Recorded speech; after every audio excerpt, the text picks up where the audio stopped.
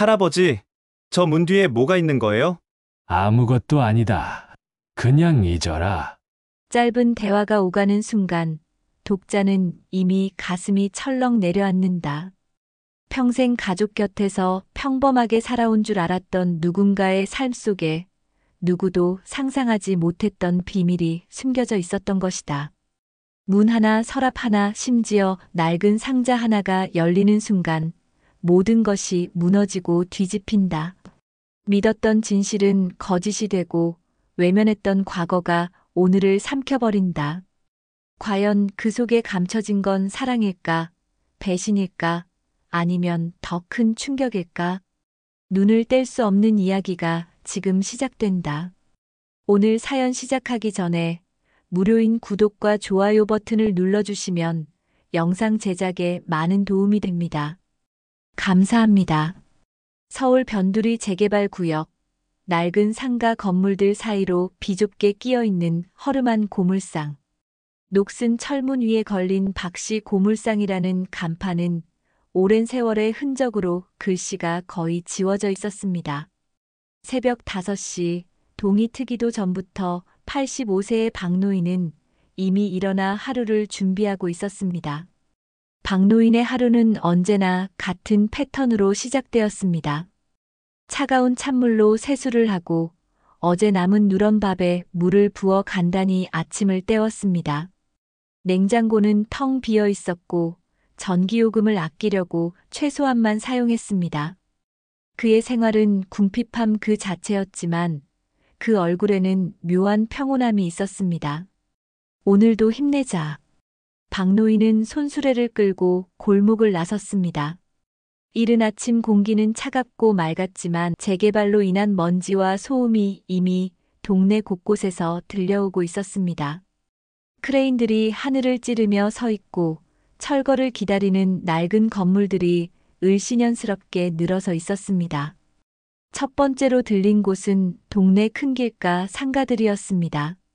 박노인은 구부러진 허리로 쓰레기통을 뒤지며 재활용품을 골라냈습니다.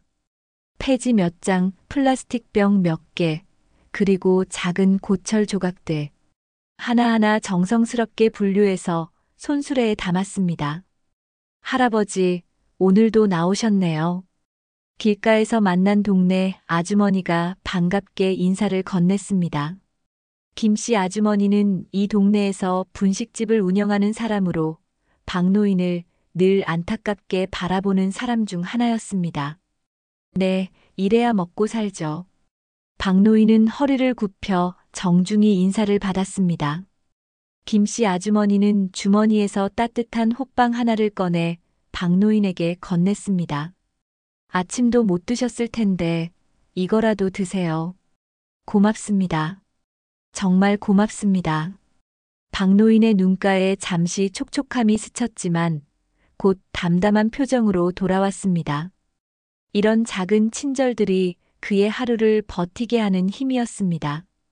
오전 내내 박노인은 동네 곳곳을 누비며 재활용품을 수집했습니다. 아파트 단지, 상가 뒷골목, 공사 현장 주변까지.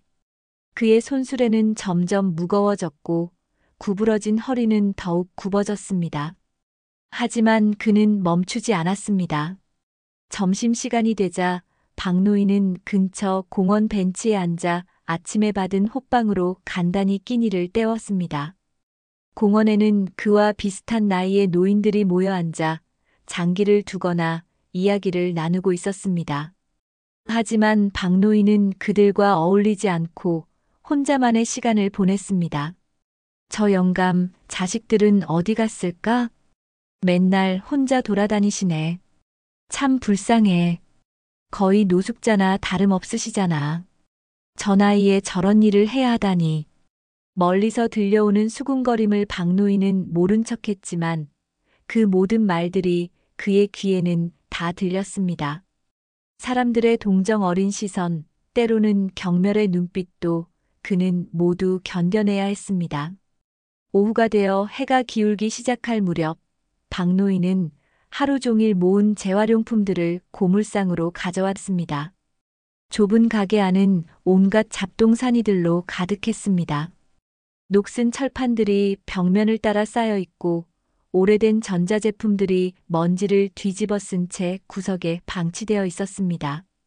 부서진 가구들, 찢어진 책들, 깨진 그릇들까지 마치 시간이 멈춘 듯한 공간이었습니다. 박노인은 하루 종일 모은 것들을 정리하며 돈을 계산했습니다. 폐지 몇 킬로그램에서 나온 돈, 고철 조각들을 판 돈, 플라스틱 병들을 모아 판 돈. 모두 합쳐도 겨우 10,000원이 조금 넘는 금액이었습니다. 이것으로는 하루 끼니를 제대로 해결하기도 어려웠습니다. 다들 나를 불쌍하다 하지. 박노인은 낡은 의자에 앉아 혼잣말을 했습니다.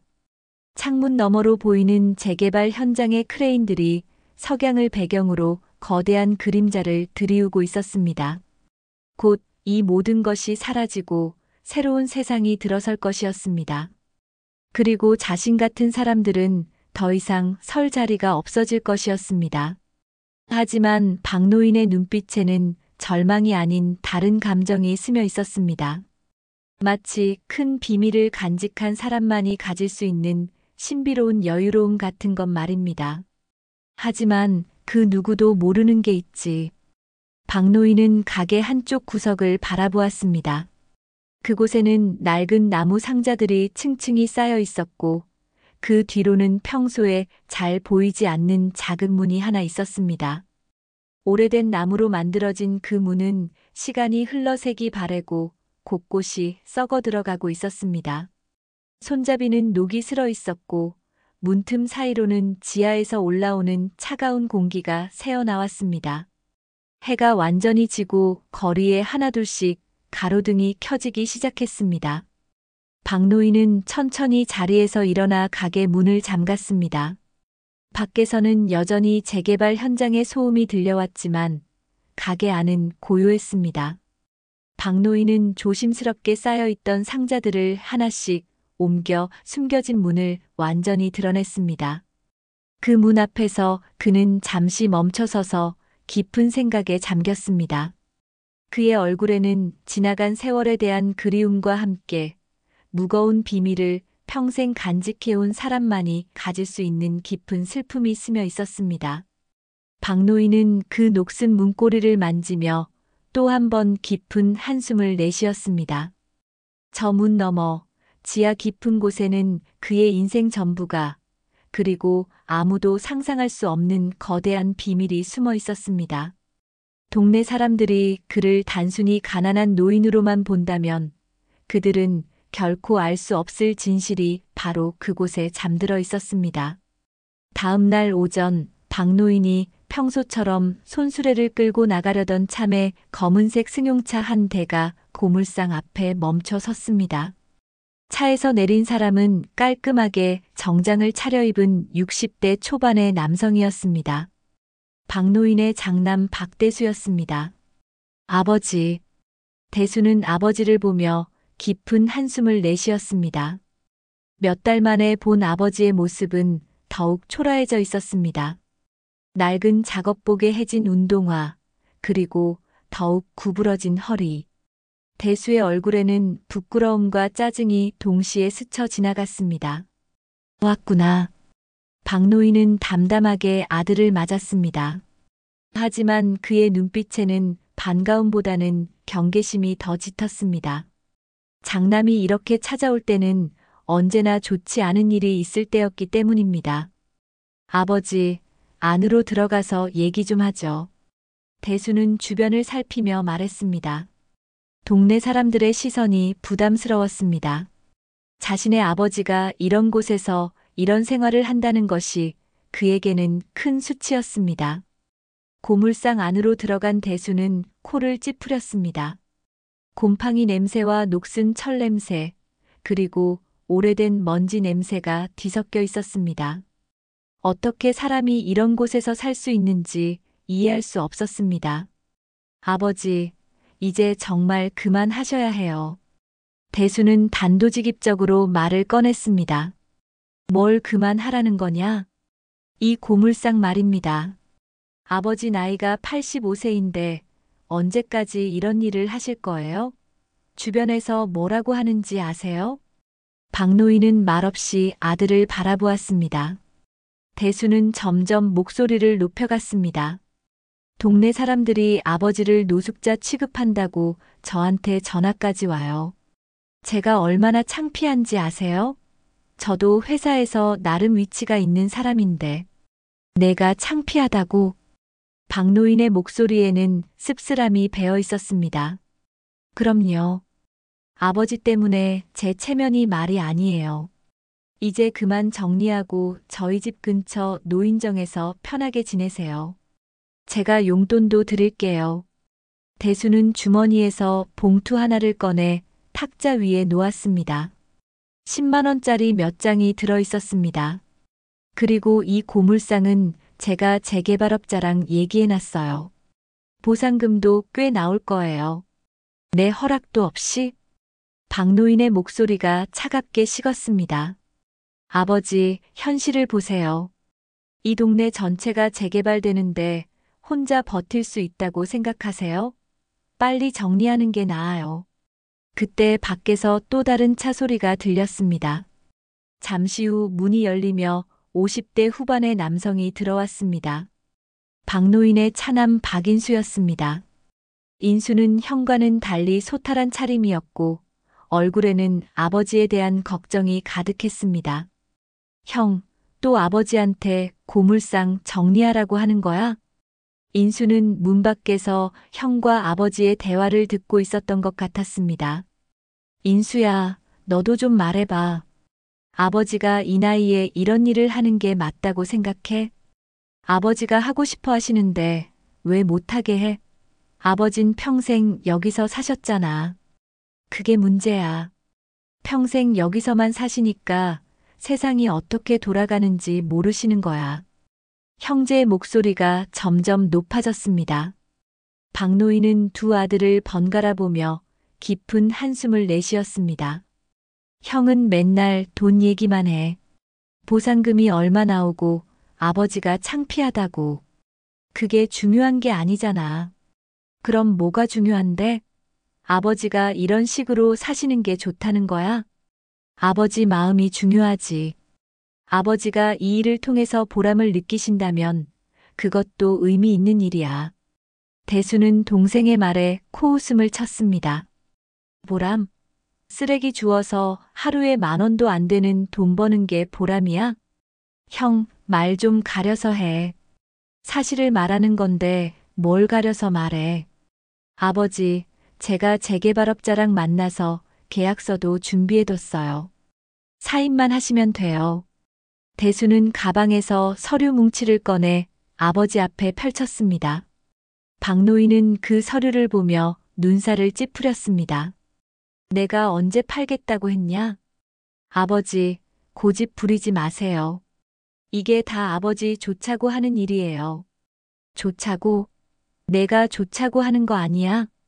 박노인의 날카로운 지적에 대수는 순간 말문이 막혔습니다. 형, 아버지 말씀이 맞아. 정말 아버지 생각해서 하는 일이라면 아버지 의견을 먼저 물어봤어야지. 너는 가만히 있어. 이 일에 끼어들지 마. 왜 끼어들면 안 돼? 나도 아버지 아들이야. 형제가 서로 언성을 높이는 사이 밖에서 또 다른 발걸음 소리가 들렸습니다. 이번에는 20대 후반의 젊은 남성이 들어왔습니다. 인수의 아들, 즉 박노인의 손자 박민호였습니다. 할아버지, 안녕하세요. 민호는 정중하게 인사를 드렸습니다. 할아버지를 볼 때마다 마음이 아팠지만 그 누구보다도 할아버지를 존경하고 있었습니다. 민호야, 왔구나. 박노인의 얼굴에 처음으로 환한 미소가 떠올랐습니다. 삼촌, 또 할아버지한테 고물상 정리하라고 하는 거예요? 민호는 대수를 향해 조심스럽게 물었습니다. 민호야, 너도 좀 생각해봐.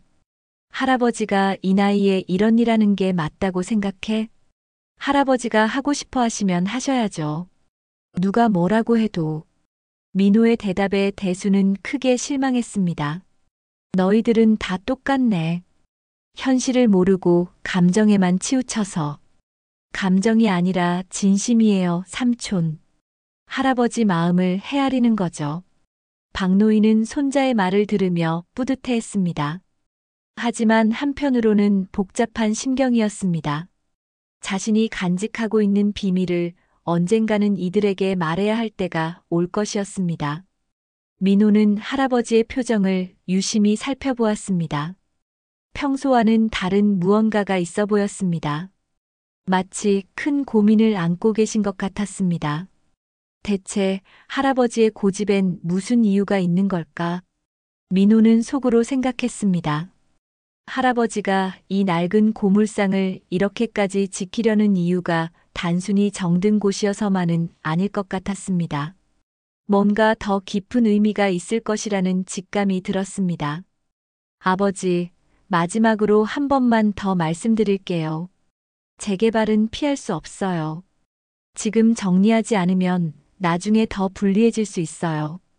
대수는 마지막 설득을 시도했지만 박노인은 고개를 저었습니다.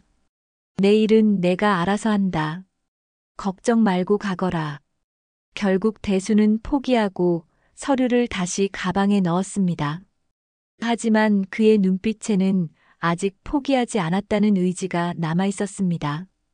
대수와 인수가 떠나고 난 후 고물상에는 박노인과 손자 민호만 남았습니다. 저녁 무렵의 고요한 분위기 속에서 할아버지와 손자는 오랜만에 둘만의 시간을 가질 수 있었습니다. 할아버지, 괜찮으세요? 민호는 할아버지의 피곤한 표정을 보며 걱정스럽게 물었습니다. 괜찮다. 늘 그래왔던 일이니까. 박노인은 담담하게 대답했지만 그의 눈빛에는 깊은 피로가 스며 있었습니다. 두 아들 사이에서 겪어야 하는 갈등이 그에게는 큰 부담이었습니다. 삼촌이 너무 심하게 말씀하시는 것 같아요. 할아버지가 하고 싶으신 일을 왜 못하게 하는지 이해할 수 없어요. 대수도 나름대로는 나를 걱정해서 하는 말이야. 다만 그 방법이 좀 다를 뿐이지. 박노인은 장남을 감싸며 말했지만 민호는 고개를 저었습니다. 아니에요. 삼촌은 할아버지 걱정보다는 자기 체면만 생각하시는 것 같아요. 민호의 날카로운 지적에 박노인은 쓴웃음을 지었습니다. 손자의 말이 틀린 것은 아니었기 때문입니다. 시간이 흘러 밤이 깊어졌습니다. 민호는 할아버지와 더 많은 시간을 보내고 싶어서 집에 가지 않고 고물상에 머물렀습니다. 박노인은 손자가 걱정될까봐 괜찮다고 말했지만 사실 혼자 있기 싫었습니다. 할아버지, 저는 이제 집에 갈게요. 너무 늦었어요. 그래, 조심해서 가거라. 민호가 나간 후 박노인은 혼자 남아 하루를 정리했습니다. 가게 문을 잠그고 불필요한 전등들을 껐습니다. 평소보다 더 조용한 밤이었습니다. 그런데 이상했습니다. 민호가 완전히 떠났다고 생각했는데 고물상 뒤쪽에서 작은 소리가 들렸습니다. 박노인은 귀를 기울여 들어보았습니다. 분명히 누군가의 발걸음 소리였습니다. 사실 민호는 집에 가는 척하고 고물상 뒤편에 숨어 있었습니다. 할아버지의 평소와 다른 표정이 계속 마음에 걸렸기 때문입니다. 무언가 큰 고민이 있어 보였고 혹시 혼자 위험한 일을 하시는 것은 아닌지 걱정되었습니다. 밤 11시가 넘어서 비가 내리기 시작했습니다. 가늘고 차가운 빗줄기가 고물상 지붕을 두드리며 적막한 소리를 만들어냈습니다. 민호는 비를 맞으며 뒤편 골목에 숨어서 할아버지의 움직임을 지켜보았습니다. 한참 후 박노인이 가게 안에서 움직이는 기척이 들렸습니다. 민호는 조심스럽게 창문 틈으로 안을 들여다보았습니다. 할아버지가 평소와는 다른 행동을 하고 있었습니다. 박노인은 가게 한쪽 구석에 쌓여있던 낡은 나무 상자들을 하나씩 옮기기 시작했습니다. 그 무거운 상자들을 85세의 노인이 혼자서 옮기는 것은 쉽지 않아 보였습니다. 하지만 박노인은 마치 익숙한 일인 것처럼 차근차근 상자들을 치워나갔습니다. 민호는 눈을 크게 뜨고 그 광경을 지켜보았습니다. 상자들이 모두 치워지자 그 뒤에 숨겨져 있던 작은 문이 드러났습니다. 오래된 나무로 만들어진 그 문은 낡고 썩어서 금방이라도 부서질 것 같았습니다. 저게 뭐지? 민호는 속으로 중얼거렸습니다. 할아버지의 고물상에 그런 문이 있다는 것을 전혀 몰랐습니다. 박노인은 그 문 앞에 서서 잠시 망설였습니다. 그리고 낡은 열쇠를 꺼내 문을 열었습니다. 문이 열리자 지하로 이어지는 좁은 계단이 나타났습니다. 차가운 공기와 함께 오래된 흙냄새가 올라왔습니다. 박노인은 손전등을 들고 조심스럽게 계단을 내려가기 시작했습니다. 민호는 더욱 궁금해졌지만 들킬까봐 더 가까이 다가갈 수는 없었습니다. 지하로 내려간 박노인은 한참 동안 그곳에 머물렀습니다. 민호는 빗속에서 기다리며 할아버지가 도대체 무엇을 하고 있는지 상상해 보았습니다. 지하에 무엇이 있기에 할아버지가 이렇게 숨기고 있는 것일까요? 약 30분 후 박노인이 지하에서 올라왔습니다. 그의 손에는 낡은 삽이 들려 있었습니다. 그리고 그의 얼굴에는 복잡한 감정이 스쳐 지나갔습니다. 박노인은 다시 지하로 내려갔습니다. 이번에는 삽을 들고 무언가를 파는 소리가 들렸습니다. 흙을 파는 둔탁한 소리, 그리고 때때로 딱딱한 것에 부딪히는 소리까지. 민호는 점점 더 궁금해졌습니다. 할아버지가 지하에서 무엇을 파고 있는 것일까요? 그리고 왜 이런 일을 밤중에 몰래 하고 있는 것일까요?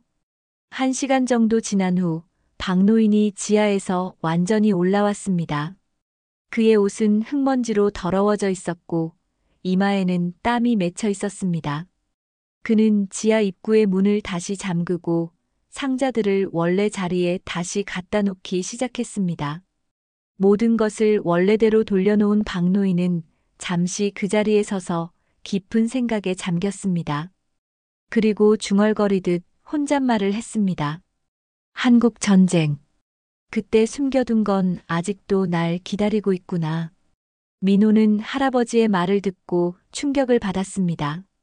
한국 전쟁이라니. 그때가 언제인데요? 할아버지가 지하에 숨겨둔 것이 전쟁 때의 무엇과 관련이 있다는 말인가요? 그때의 일들이 이제야 빛을 볼 때가 온 건가? 박노인은 계속해서 혼잣말을 했습니다.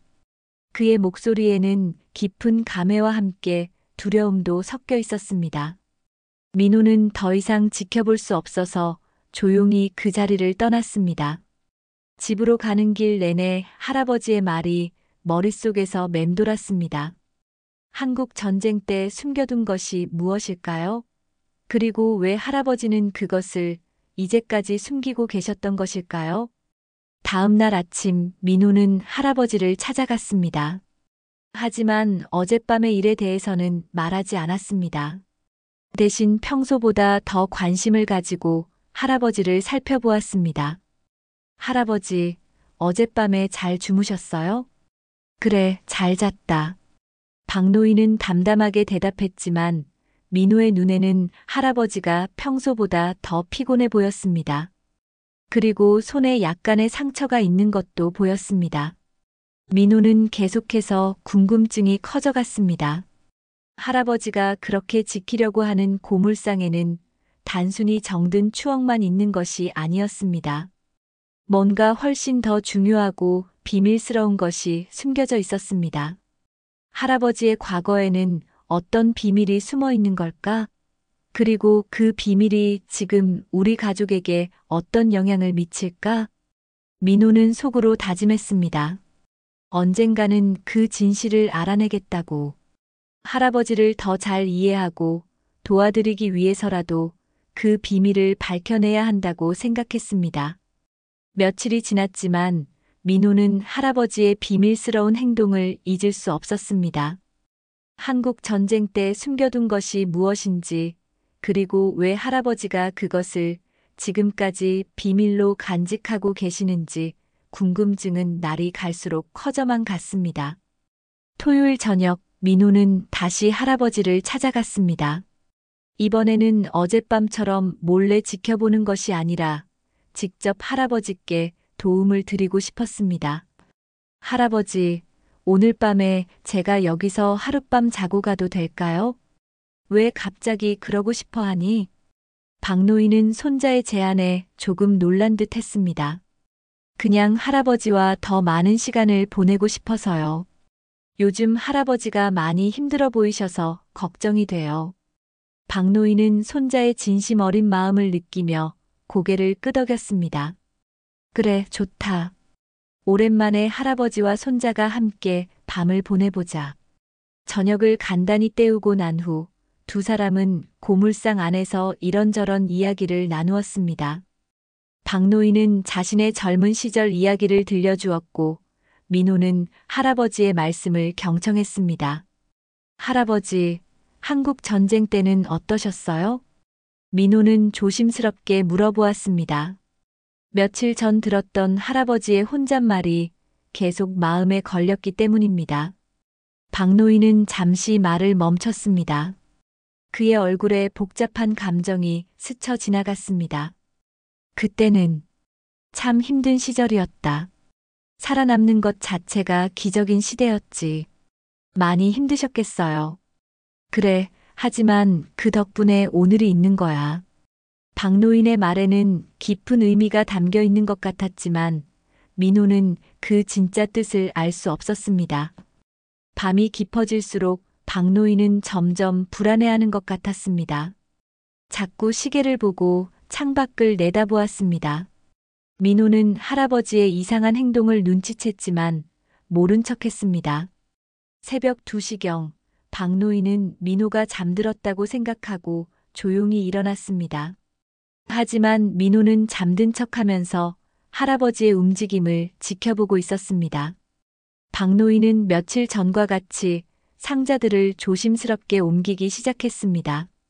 민호는 이번에는 가만히 있을 수 없었습니다. 할아버지 혼자서 그 무거운 일을 하시는 것을 더 이상 지켜볼 수 없었습니다. 할아버지, 민호가 조용히 일어나자 박노인은 깜짝 놀랐습니다. 민호야, 자고 있는 줄 알았는데. 할아버지, 제가 도와드릴게요.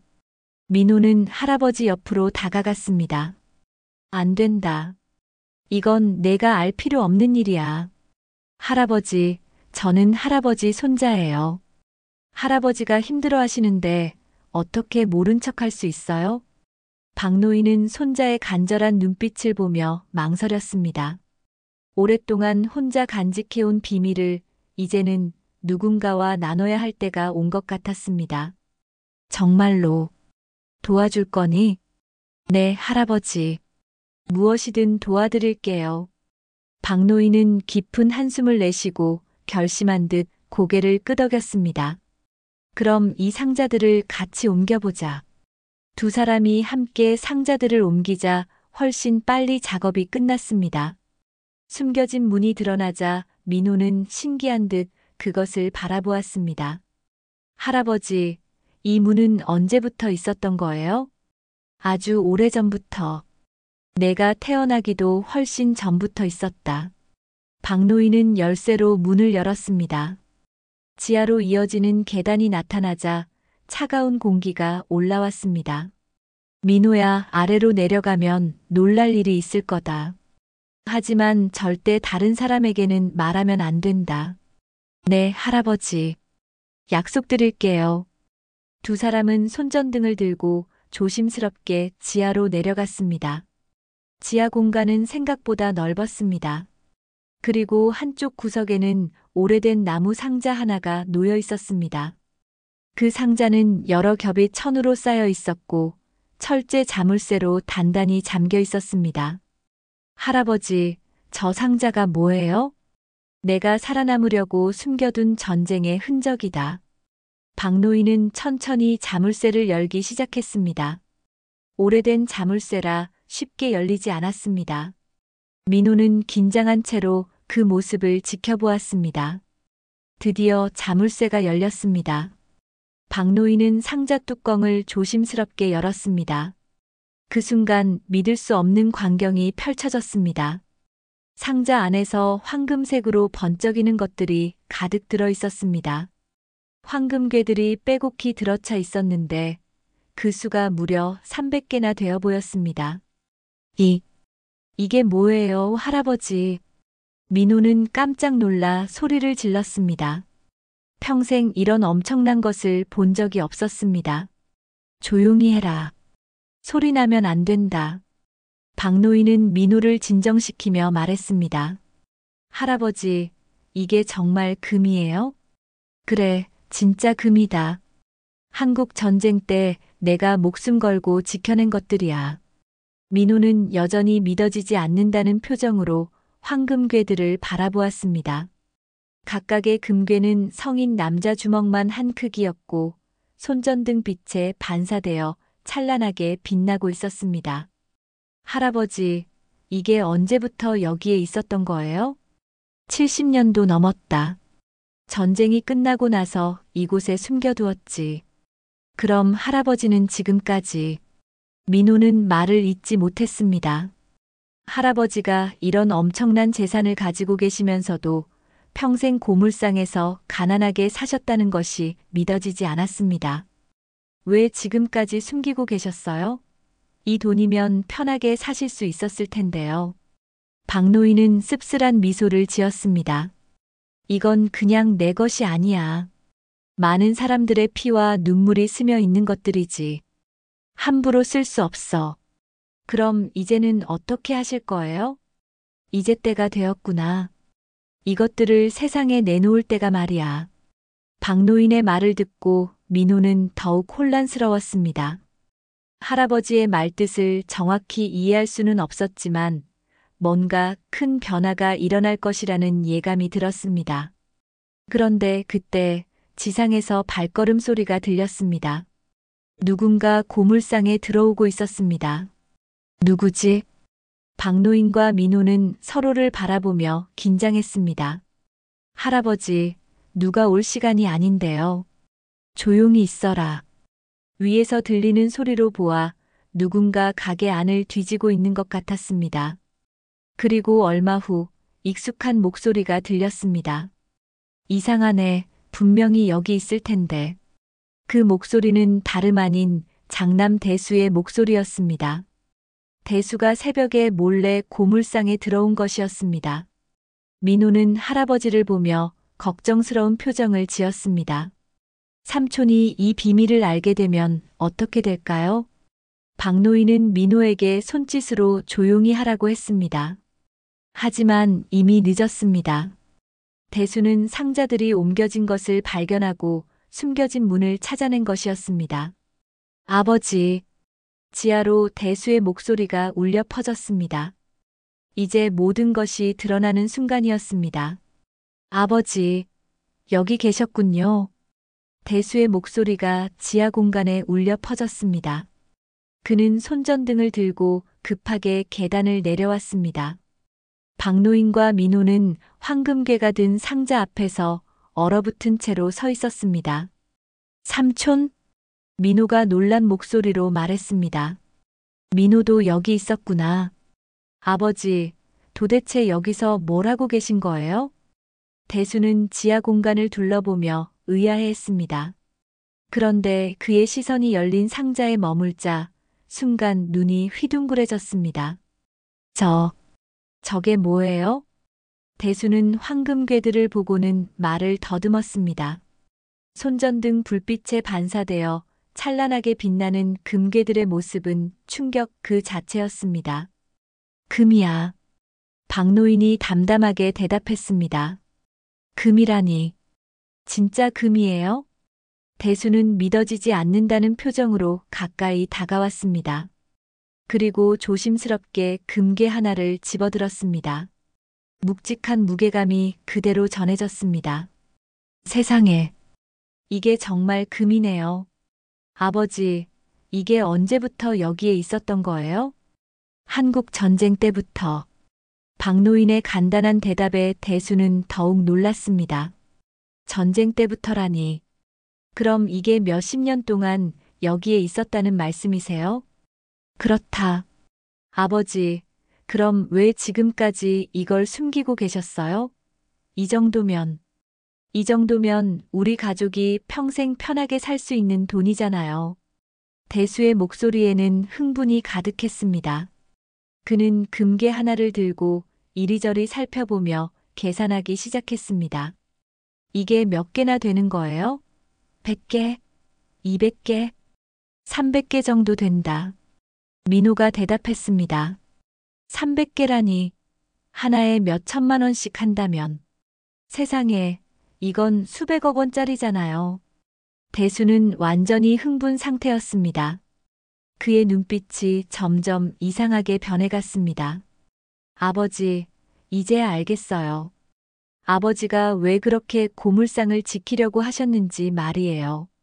이런 보물이 숨겨져 있었으니까요. 대수야, 이건 내가 생각하는 것과는 달라. 박노인이 진지하게 말했지만 대수는 듣지 않았습니다. 아버지, 이제 걱정 끝이에요. 우리 가족 모두 부자가 되는 거예요. 저도 회사에서 떵떵거리며 살 수 있고, 민호도 좋은 대학 가고. 삼촌, 잠깐만요. 민호가 대수의 말을 중단시켰습니다. 이건 할아버지 것이에요.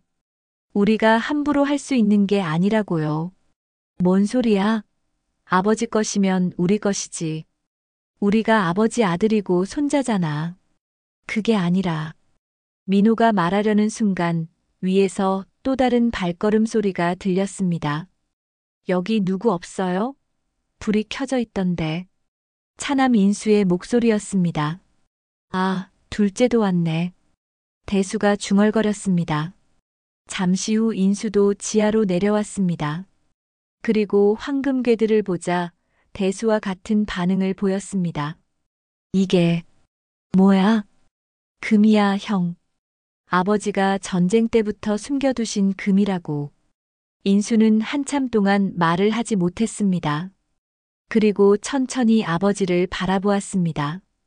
아버지, 정말 이게 아버지 것이에요? 그렇다. 그럼 아버지는 이런 걸 가지고 계시면서도 왜 그렇게 힘들게 사셨어요? 인수의 질문에 박노인은 깊은 한숨을 내쉬었습니다. 이건 내 것이긴 하지만 함부로 쓸 수 있는 돈이 아니야. 무슨 말씀이세요? 이 금에는 많은 사람들의 한이 서려 있어. 전쟁통에 죽어간 사람들, 굶주린 사람들. 이들의 피와 눈물이 섞여 있는 거야. 대수는 아버지의 말을 듣고 짜증을 냈습니다. 아버지, 그런 감정적인 얘기는 그만하세요. 중요한 건 이 금이 우리 앞에 있다는 거잖아요. 형, 아버지 말씀을 좀 들어봐. 인수가 형을 말렸지만 대수는 이미 다른 생각에 빠져 있었습니다. 아버지, 이제 이 금을 어떻게 할 거예요? 은행에 맡겨야 하는 거 아니에요? 아니다. 이건 나라에 내놓을 거다. 박노인의 말에 대수는 깜짝 놀랐습니다. 나라에 내놓다니요? 왜요? 이게 원래 있어야 할 곳이니까. 말도 안 돼요. 아버지가 70년 동안 지켜온 건데 왜 나라에 줘야 해요? 대수의 목소리가 점점 커졌습니다. 대수야, 목소리 좀 낮춰라. 아버지, 정말 이해할 수 없어요. 우리 가족이 이렇게 어렵게 살아왔는데 이제 기회가 생겼잖아요. 기회라니? 이게 너에게는 기회로 보이니? 박노인의 목소리에 실망감이 스며들었습니다. 그날 밤 이후 대수는 계속해서 아버지를 설득했습니다. 하지만 박노인의 의지는 확고했습니다. 며칠이 지나자 대수는 다른 생각을 하기 시작했습니다. 아버지가 자발적으로 금을 나눠주지 않는다면 다른 방법을 써야 한다고 생각했습니다. 어느 날 밤 대수는 몰래 고물상에 들어왔습니다. 아버지가 잠든 사이에 금괴 몇 개만이라도 가져가려는 것이었습니다. 저 금만 있으면 내 인생은 완전히 바뀐다. 대수는 속으로 중얼거리며 지하로 내려갔습니다. 하지만 상자는 새로운 자물쇠로 잠겨 있었습니다. 박노인이 대수의 마음을 눈치채고 미리 준비한 것이었습니다. 아, 이런. 대수는 자물쇠를 따려고 했지만 쉽지 않았습니다. 그때 뒤에서 목소리가 들렸습니다. 형, 뭐 하는 거야? 인수였습니다. 인수도 형이 이상하게 행동하는 것을 눈치채고 따라온 것이었습니다. 인수야, 나는. 설마 형이 아버지 몰래 금을 가져가려는 거야? 인수의 날카로운 지적에 대수는 변명할 말을 찾지 못했습니다. 형, 이건 아니지. 이건 아버지가 목숨 걸고 지켜온 거야. 바보 같은 소리. 저 금으로 우리 가문이 떵떵거릴 수 있다고. 가문? 형이 지금 무슨 말을 하는 거야? 형제의 목소리가 점점 높아졌습니다. 너도 생각해봐. 아버지가 저걸 나라에 바치면 우리한테 돌아오는 게 뭐가 있어? 형, 그게 중요한 게 아니잖아. 아버지 뜻을 존중해야지. 존중? 우리가 평생 가난하게 살아온 걸 생각해봐. 결국 형제는 몸싸움을 벌이게 되었습니다. 그 과정에서 상자가 넘어지면서 금괴 몇 개가 바닥에 흩어졌습니다. 큰 소리에 놀란 박노인이 지하로 내려왔습니다. 너희들이 뭘 하는 거냐? 두 아들의 모습을 본 박노인은 크게 실망했습니다. 아버지, 저는 형을 말리려고. 인수가 설명하려 했지만 이미 상황은 돌이킬 수 없었습니다. 소음을 들은 이웃들이 경찰에 신고했고 곧 경찰이 도착했습니다. 박노인은 더 이상 숨길 수 없다고 판단하고 경찰에게 자진 신고를 결정했습니다. 이건 내 것이지만 이제는 나라와 백성의 몫이지. 박노인의 결정으로 모든 것이 세상에 드러나게 되었습니다. 경찰이 도착한 후 상황은 급변했습니다. 박노인의 자진 신고로 황금괴 300개의 존재가 공식적으로 확인되었고 이 소식은 순식간에 언론의 주목을 받았습니다. 다음 날 아침 각종 언론사 기자들이 고물상 앞에 몰려들었습니다. 카메라와 마이크를 든 기자들, 그리고 구경꾼들로 평소 조용했던 동네는 순식간에 아수라장이 되었습니다. KBS 뉴스입니다. 서울 변두리 고물상에서 발견된 황금괴 300개, 한국 전쟁 당시 숨겨진 자산으로 추정됩니다. 메인 뉴스에서 앵커가 엄숙한 표정으로 뉴스를 전했습니다. 해당 황금괴들은 현재 시가 기준 약 500억 원 상당으로 평가되고 있으며 고물상을 운영해온 85세 박모 씨가 70여 년간 보관해왔다고 밝혔습니다. 뉴스는 계속 이어졌습니다. 박 씨는 한국 전쟁 당시 피란 과정에서 이 황금괴들을 입수했다고 진술했으며 현재 관련 기관에서 정확한 출처와 경위를 조사 중입니다. 텔레비전 화면에는 고물상의 모습과 함께 박노인의 모습이 나왔습니다. 평생 남의 시선을 피해 살아왔던 노인이 하루아침에 전 국민의 관심을 받게 된 것입니다.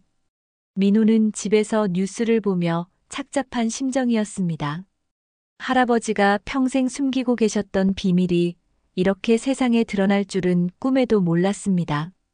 민호야, 이게 정말이니?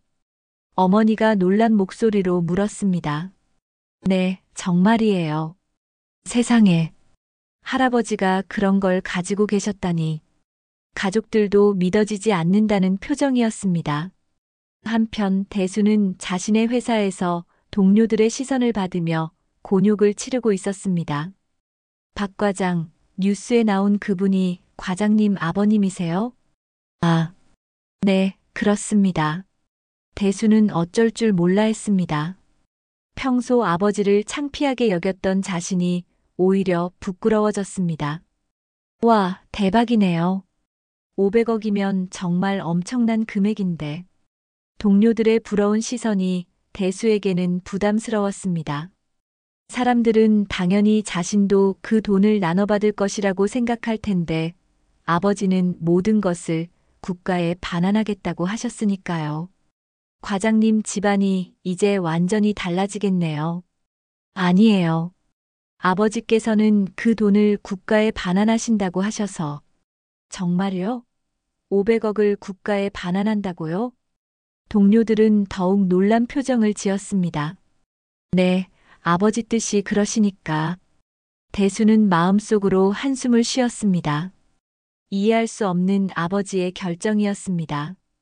고물상 주변은 연일 기자들과 구경꾼들로 북적였습니다. 박노인은 인터뷰 요청을 모두 거절하고 집 안에만 머물렀지만 언론은 계속해서 이 사건을 다뤘습니다. 전문가들은 이번에 발견된 황금괴들이 한국 전쟁 당시 북한 지역에서 남쪽으로 가져온 것으로 추정한다고 밝혔습니다. 역사학자가 TV에 출연해서 설명했습니다. 당시 많은 사람들이 피난을 가면서 귀중품을 가지고 내려왔는데 이 정도 규모의 황금은 매우 드문 사례라고 할 수 있습니다. 그렇다면 이 황금의 원래 주인은 누구일까요? 아나운서가 질문했습니다. 정확한 조사가 필요하겠지만 당시 상황을 고려하면 여러 가능성이 있습니다.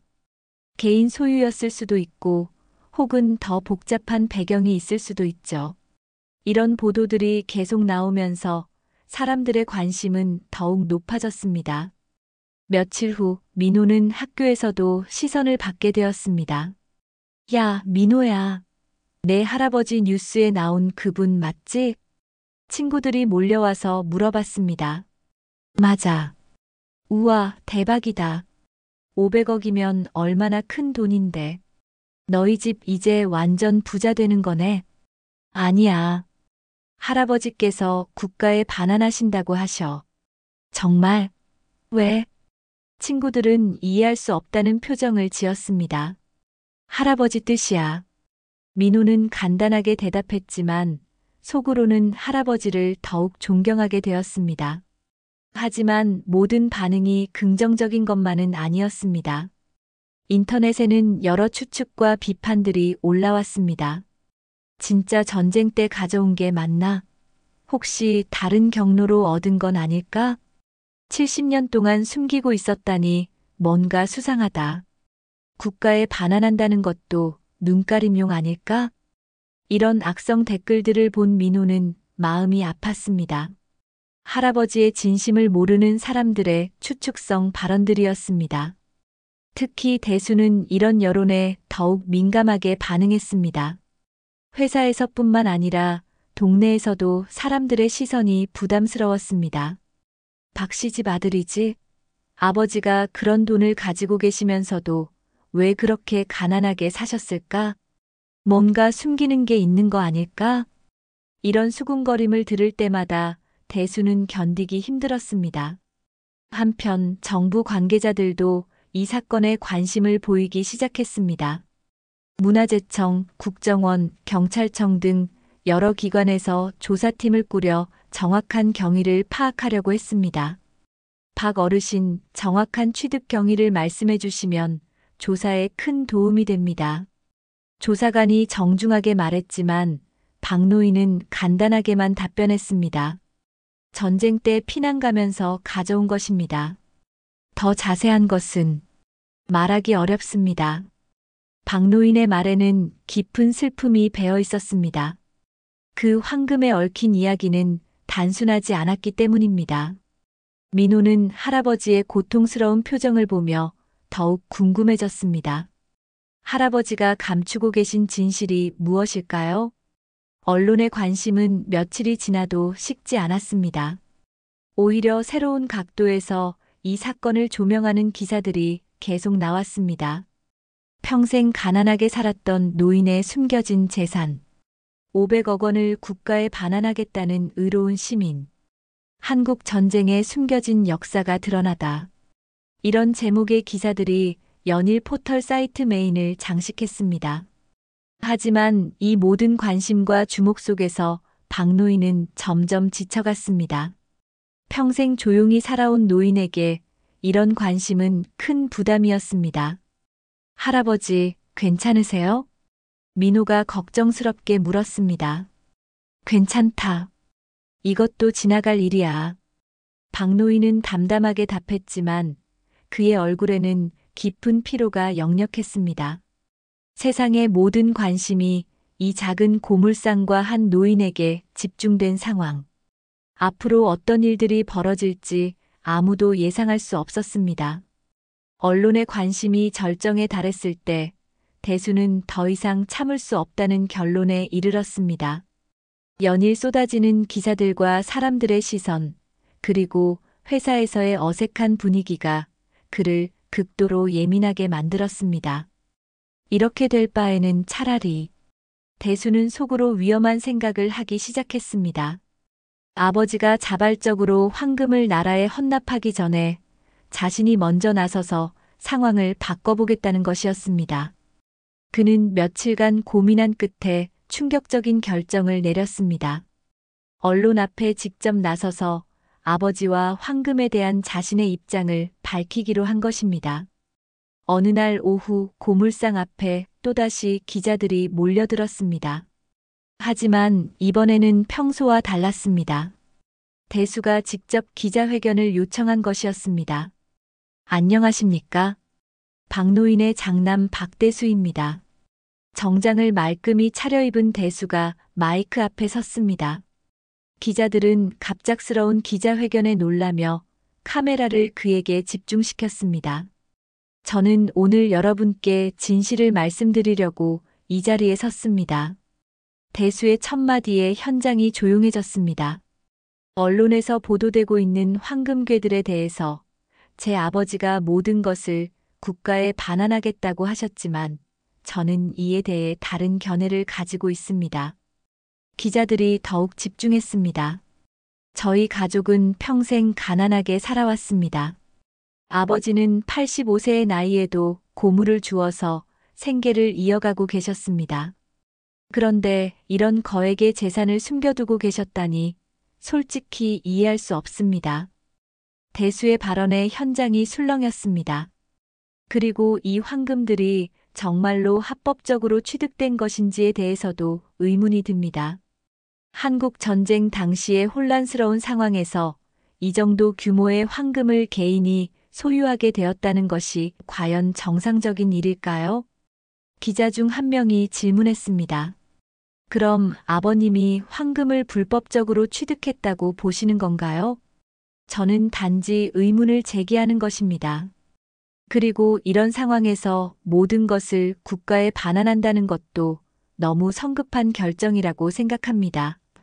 그럼 어떻게 해야 한다고 생각하시나요? 적어도 가족들과 충분히 상의한 후에 결정해야 한다고 봅니다. 이것은 아버지만의 재산이 아닙니다. 우리 가족 전체의 문제입니다. 대수의 기자회견 내용은 곧바로 뉴스로 보도되었고 여론은 더욱 복잡해졌습니다. 이 소식을 들은 인수는 크게 분노했습니다. 형이 대체 무슨 짓을 한 거야?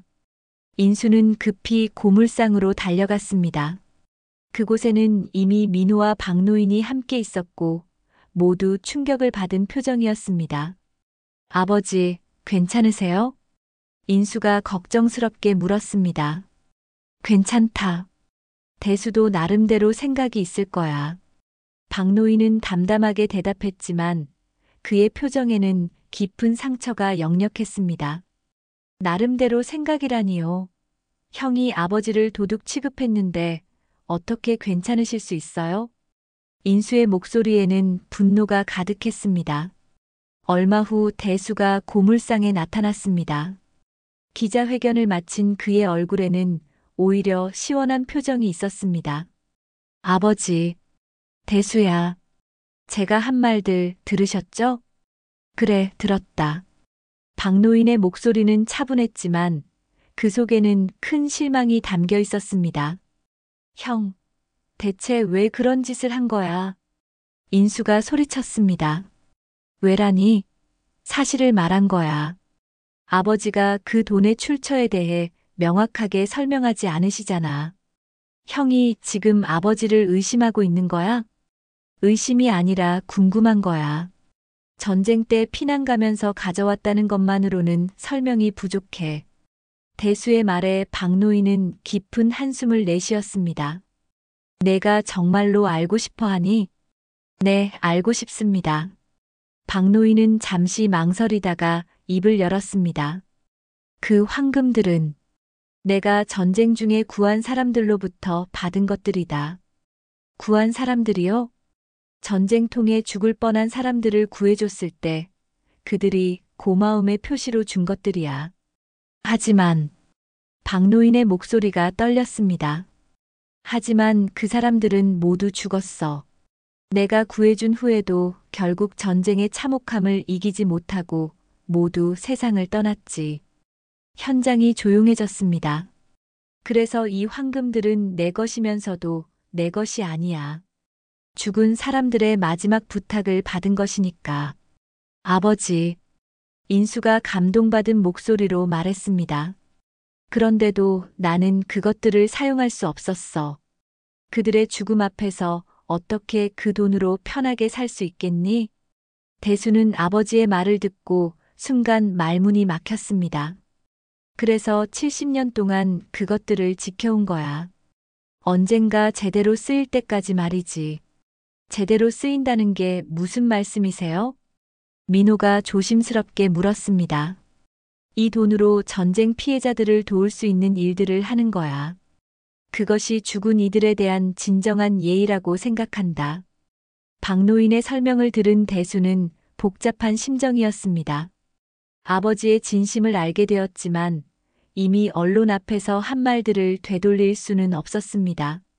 아버지, 저는 대수야, 내 마음도 이해한다. 하지만 이것만은 알아줘. 이 돈에는 많은 사람들의 한이 서려 있어. 그때 민호가 앞으로 나섰습니다. 할아버지, 저도 할아버지 뜻을 지지합니다. 민호는 할아버지 앞에 무릎을 꿇었습니다.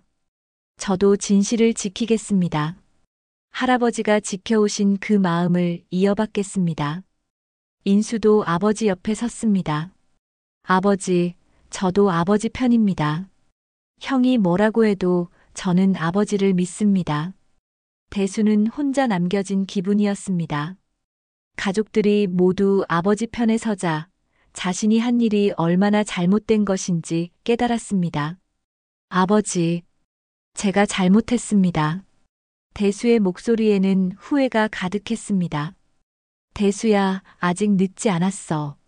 진실은 언제나 밝혀지는 법이니까. 박노인은 아들을 용서하는 마음으로 말했습니다. 하지만 이미 언론에 보도된 내용들은 되돌릴 수 없었습니다. 앞으로 이 가족이 어떤 시련을 겪게 될지는 아무도 예상할 수 없었습니다. 대수의 충격적인 기자회견 이후 상황은 예상과 달리 전개되기 시작했습니다. 언론과 국민들은 박노인의 진실된 이야기에 오히려 더 큰 감동을 받았습니다. 전쟁의 참혹함 속에서도 타인을 구하고 그들이 남긴 마지막 부탁을 70년간 지켜온 한 노인의 이야기는 사람들의 마음을 깊이 움직였습니다. 박노인께서 전쟁 중 구조한 사람들로부터 받은 황금을 70년간 보관해왔다는 사실이 확인되었습니다. 정부 조사 결과가 발표되었습니다. 관련 문서와 증언을 통해 박노인의 진술이 사실임이 입증되었으며 정부는 박노인의 숭고한 뜻을 받아들여 해당 황금으로 전쟁 피해자 지원 기금을 조성하기로 결정했습니다. 뉴스를 지켜본 민호는 가슴이 뭉클했습니다. 할아버지의 진심이 마침내 세상에 제대로 전해진 것입니다. 며칠 후 정부에서는 특별한 결정을 발표했습니다. 박노인의 숭고한 정신과 오랜 기간 황금을 보관해온 공로를 인정하여 정부는 해당 황금의 일부를 박노인께 명예보상금으로 지급하기로 결정했습니다. 문화체육관광부 장관이 직접 발표했습니다.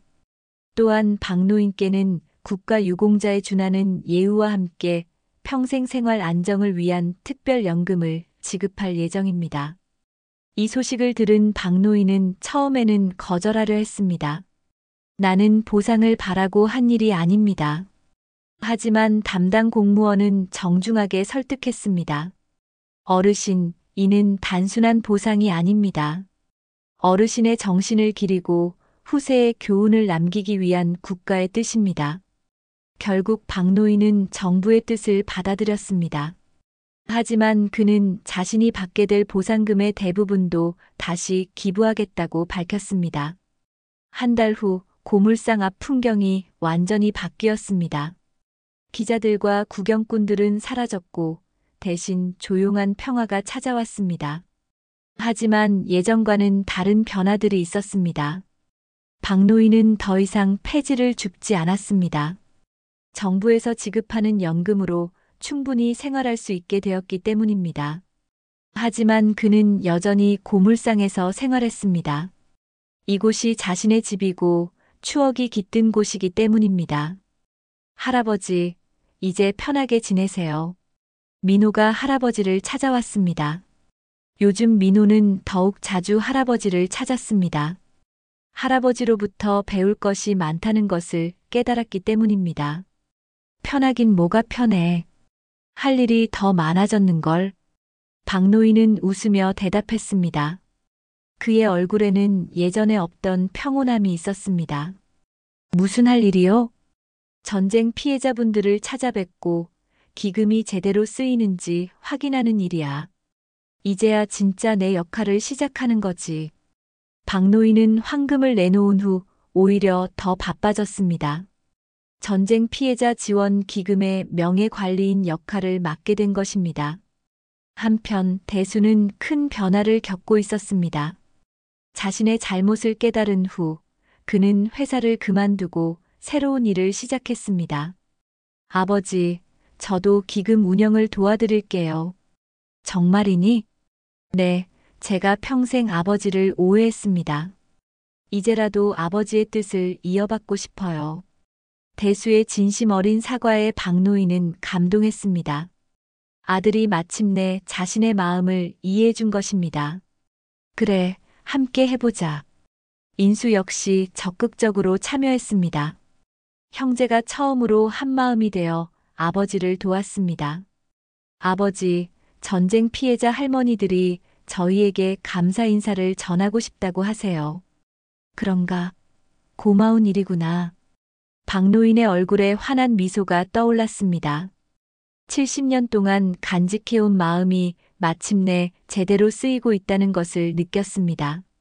어느 가을날 오후 박노인은 고물상 앞 의자에 앉아 따스한 햇살을 받으며 과거를 회상하고 있었습니다. 지나간 세월들이 파노라마처럼 스쳐 지나갔습니다. 전쟁의 참혹함, 구해준 사람들의 마지막 부탁, 그리고 70년간의 긴 기다림. 할아버지, 민호가 다가왔습니다. 그의 손에는 대학교 합격 통지서가 들려 있었습니다. 합격했어요, 할아버지. 사회복지학과예요. 정말이니? 축하한다. 박노인은 손자를 자랑스럽게 바라보았습니다. 할아버지처럼 다른 사람을 도우는 일을 하고 싶어요. 그래, 좋은 마음이다. 민호는 할아버지 옆에 앉았습니다. 할아버지와 함께하는 이런 평온한 시간들이 민호에게는 가장 소중했습니다. 할아버지, 저는 할아버지가 정말 자랑스러워요. 자랑스럽긴 뭐가 자랑스러워. 할 일을 했을 뿐이야. 아니에요. 할아버지는 저의 영웅이에요. 민호의 말에 박노인은 조용히 웃었습니다. 저녁 무렵 대수와 인수도 고물상을 찾았습니다. 요즘 형제는 매일 아버지를 찾아뵙고 안부를 여쭈었습니다. 예전에 소원했던 관계가 거짓말처럼 회복되었습니다. 아버지, 오늘 전쟁 피해자 할머니들을 뵙고 왔는데 모두 아버지 덕분에 치료받을 수 있게 됐다고 감사 인사를 전해달라고 하시더라고요. 대수가 보고했습니다. 그런가? 다행이구나. 아버지, 정말 대단하세요. 70년 전부터 이런 일을 계획하고 계셨던 거예요? 인수가 물었습니다. 계획이라기보다는 마음속에 항상 있었던 일이지. 언젠가는 해야 할 일이라고 생각했어. 박노인의 대답에 아들들은 새삼 아버지를 존경하게 되었습니다. 해가 지고 가족들이 모두 모인 고물상 안은 따뜻한 온기로 가득했습니다. 예전에는 차갑고 을씨년스럽기만 했던 이 공간이 이제는 사랑과 화목함으로 넘쳐났습니다. 나는 이제야 자유롭구나. 박노인이 중얼거렸습니다. 70년간 짊어진 무거운 짐을 내려놓은 후에 홀가분함이었습니다. 할아버지, 자유롭다니요? 민호가 궁금해했습니다. 그래, 이제야 진짜 내 인생을 사는 것 같아. 죽은 이들에 대한 의무도 다했고, 너희들과도 진짜 가족이 됐고, 가족들은 박노인을 둘러싸고 앉았습니다. 민호와 차남은 눈물을 흘리며 아버지를 껴안았고, 장남 대수도 감격에 겨워 아버지의 손을 꼭 잡았습니다. 창밖으로는 고물상의 낡은 간판이 바람에 흔들리고 있었습니다.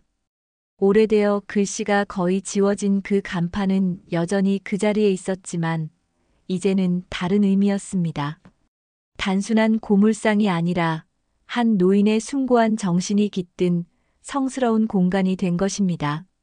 정말 소중한 건 돈이 아니었구나.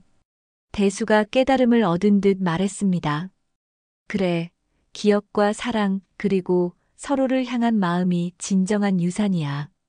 박노인의 말에 모든 가족들이 고개를 끄덕였습니다. 그날 밤 박노인은 오랜만에 깊은 잠을 잤습니다. 평생 처음으로 아무런 걱정 없이 마음 편히 잠들 수 있었습니다.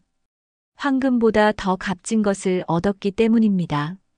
바로 가족의 사랑과 이해, 그리고 자신의 삶에 대한 진정한 평안이었습니다. 몇 달 후 그 고물상은 박노인 기념관이라는 작은 표지판을 달고 전쟁 피해자 지원센터의 역할도 함께 하게 되었습니다. 박노인은 여전히 그곳에서 생활하며 많은 사람들에게 희망과 교훈을 전하고 있습니다. 진정한 부는 금고에 쌓인 황금이 아니라 사람과 사람 사이의 따뜻한 마음이었음을 온 가족이 깨달은 순간이었습니다. 오늘 이야기 어떠셨나요? 작은 공감이 큰 응원이 됩니다. 구독과 좋아요 부탁드립니다.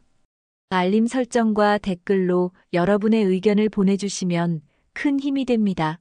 더 많은 이야기로 다시 찾아오겠습니다. 끝까지 시청하여 주셔서 감사합니다.